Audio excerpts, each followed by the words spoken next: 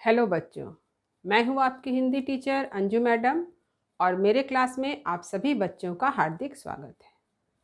बच्चों, हिंदी व्याकरण के अंतर्गत मैं आज एक नए विषय को लेकर आपके सामने उपस्थित हूँ। विषय क्या है? बहुत ही रोचक विषय है। अनेक शब्दों के लिए एक शब्द। ये आप लोगों ने छोटे क्लास से ही पढ़ा होगा, लेकिन यह विषय इतना इम्पॉर्टेंट है कि आजकल जितने भी कॉम्पिटिटिव एग्ज़ाम्स होते हैं उन सभी एग्ज़ाम्स में इससे प्रश्न पूछे जाते हैं। तो हो गया ना काफ़ी महत्वपूर्ण विषय, तो इसे हमेशा याद रखना है। तो इसे अंग्रेजी में क्या कहते हैं? इसे अंग्रेजी में कहते हैं सिंगल वर्ड सब्स्टिट्यूशन। तो आज के इस वीडियो में हम लोग अनेक शब्दों के लिए एक शब्द को पढ़ रहे हैं। तो इससे संबंधित क्या क्या प्रश्न हो सकते हैं? देखिए, पहला है अनेक शब्दों के लिए एक शब्द क्या है। पहले इसे समझेंगे कि आखिर ये है क्या और इसकी आवश्यकता क्यों पड़ती है, और फिर इसके बहुत सारे उदाहरण। और मैं आप लोगों को बता दूं कि यह विषय बहुत ही महत्वपूर्ण तो है ही, बहुत ही रोचक है, बहुत ही इंटरेस्टिंग है। इसे आप पढ़ते पढ़ते याद करेंगे।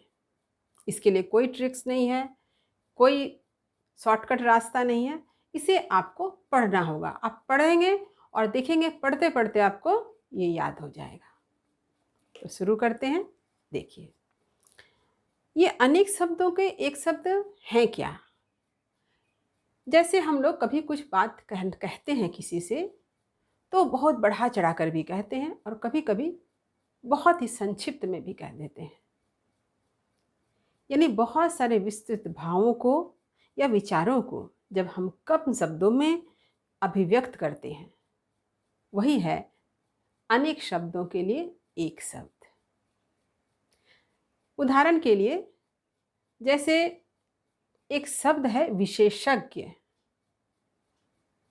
जब कोई व्यक्ति किसी विशेष जानकार होता है किसी खास विषय का, तो हम लोग उसके लिए विशेषज्ञ शब्द का प्रयोग करते हैं। तो जब विशेषज्ञ शब्द कहते हैं तो इस शब्द से आपकी अभिव्यक्ति तो व्यक्त होती ही है, शब्द का महत्व बढ़ जाता है। तो शायद इसीलिए अनेक शब्दों के लिए एक शब्द की आवश्यकता पड़ी। जैसे भाषा में सुदृढ़ता लाने के लिए, भाषा आपकी कैसे परिमार्जित लगेगी, आपकी भाषा कैसे सुंदर लगेगी, इसके लिए आपको अच्छे अच्छे शब्दों का चयन करना पड़ता है, अच्छे शब्द बोलने पड़ते हैं, अच्छे शब्द लिखने पड़ते हैं। इसलिए अनेक शब्दों के लिए एक शब्द की आवश्यकता है। भाव की गंभीरता के लिए, इसके साथ ही साथ प्रभावोत्पादकता, यानी आपने जो कहा, आपने जो लिखा, उससे सामने वाले पर प्रभाव पड़ता है कि आपकी जानकारी कितनी अधिक है, आप कितना कुछ जानते हैं। ये कहें कि अनेक शब्दों के लिए एक शब्द क्या है? गागर में सागर। यानी गागर एक छोटा सा एक घड़े को कहते हैं, और उसमें अगर सागर का जल समा जाए तो क्या कहना। यानी छोटे से चीज में अथाह भाव का समाहित होना, यही तो है गागर में सागर। यहाँ पर एक बात बता दूं, ये गागर में सागर, ये जो शब्द हैं, ये जो बात कही जा रही है, ये हमारे हिंदी के रीतिकाल के कवि बिहारी पर चरितार्थ होती है। उनके लिए यह प्रयुक्त की जाती है कि उनके दोहे तो गागर में सागर हैं। यानी उसके एक दोहे में कितने अर्थ समाहित होते हैं, ये पढ़ने वाला ही जानता है, समझने वाला ही जानता है। तो चलिए कुछ उदाहरण से अब इसे समझते हैं। देखिए, जैसे एक शब्द है जिसका अनुभव किया गया हो, यानी जो चीज़ हमने अनुभव किया है उसे क्या कहते हैं? अनुभूत कहते हैं। क्या कहते हैं उसे? अनुभूत। तो अनुभूत क्या है? जिसका हमने अनुभव किया है, जो आसानी से मिलता है, जो हमें बहुत ही आसानी से मिल जाए उसे क्या कहते हैं? सुलभ कहते हैं। क्या कहते हैं? सुलभ कहते हैं।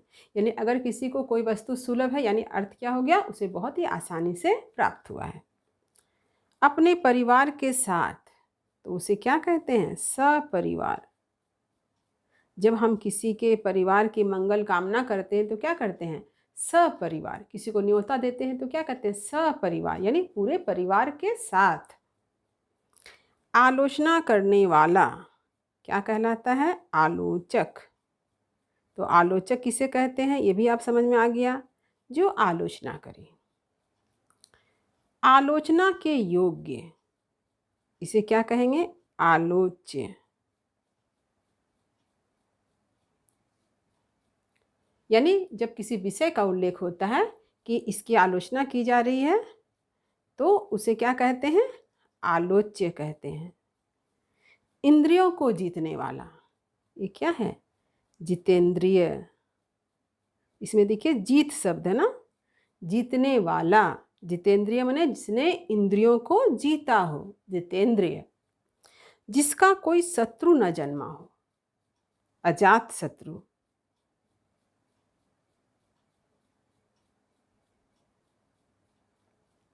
जिसका कोई शत्रु ना हो, अजात शत्रु। यानी अजात शत्रु किसे कहते हैं?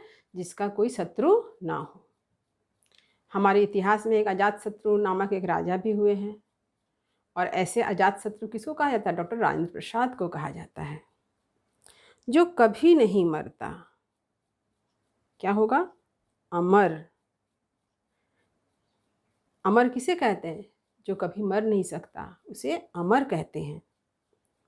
किसी विषय को विशेष रूप से जानने वाला, इसके लिए एक बहुत ही अच्छा शब्द है, विशेषज्ञ। क्रम के अनुसार, इसे क्या कहते हैं? क्रमानुसार। जैसे हम लोग किसी चीज को सीरियली सजाते हैं, क्रम माने सीरियल, एक एक करके, तो उसे हम लोग क्या कहते हैं? क्रमानुसार।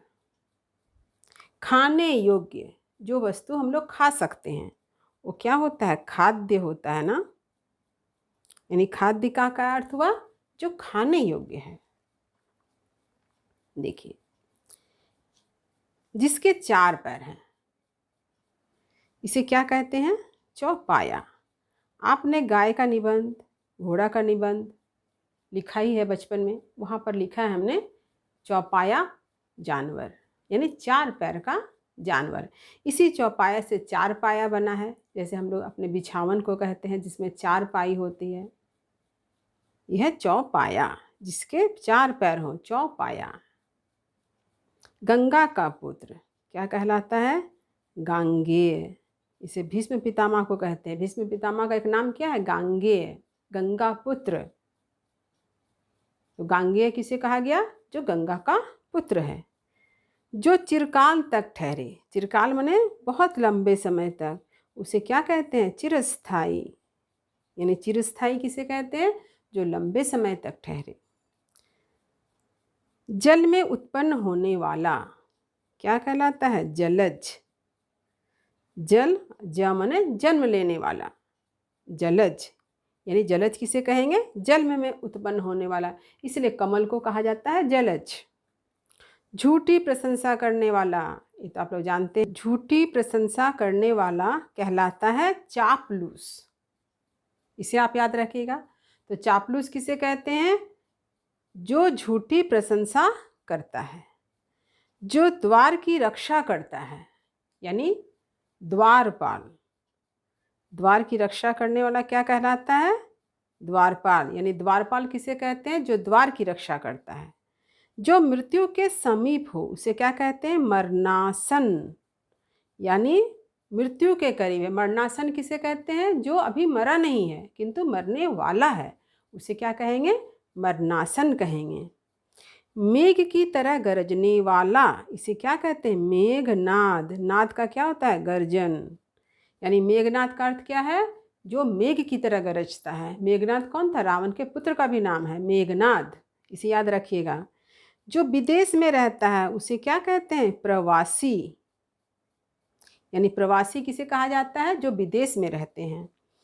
विश्वास के योग्य यानी विश्वसनीय। विश्वसनीय किसे कहते हैं? जिस पर हम विश्वास कर सकते हैं उसे कहते हैं विश्वसनीय। यानी आप देखिए, जो शब्द यहाँ एक शब्द है उसके जो अर्थ हैं उसी से आपको समझ में आ जाएगा कि हम कैसे कैसे शब्द का प्रयोग करें।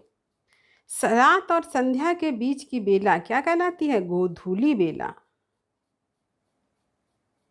क्या कहते हैं उसे? यानी रात और संध्या के बीच की बेला गोधूली बेला कहलाती है। यानी गोधूली बेला किसे कहते हैं? रात और शाम के बीच यानी संध्या के बीच का जो समय होता है वह गोधूली बेला होता है।